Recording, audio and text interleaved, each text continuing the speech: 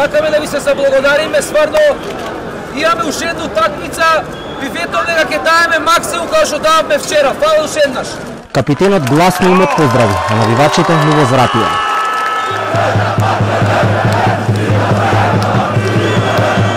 Убаво беше да се види, убаво беше да се почувствува атмосферата на Скопскиот плоштад.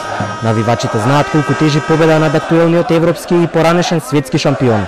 Иако само половина работа е завршена и допрва следи финалето од баражот. Победите како таа синоќа среде Сицилија на Ренцо Барбера се оние кои што остануваат во најубавите спомени и се прераскажуваат долги години. Супер игра нашите момци и верувам дека ќе имаат и позитивен резултат и со Португалија. Ќе победиме и вторник. Фудбалерите сега имаат малку време да се консолидираат, да се одморат, а потоа и повторно да тренираат. Во вторник ќе истрчаат на Драгао, легендарниот дом на фудбалскиот клуб Порто. Најверојатно добро се подготвени да се одбранат од долгите и директни додавања од бековските позиции на Португалија и од кратката пас игра во традиционално квалитетниот португалски среден ред. Во одбраната предизвикот е најголем, да се сопре пеколниот Кристијано Роналдо.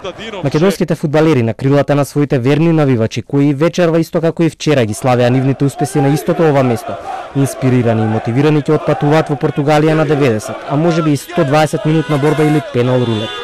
А навивачите порачаа дека се подготвени наредната недела, уште побројни и повесели, пак да се соберат на славење.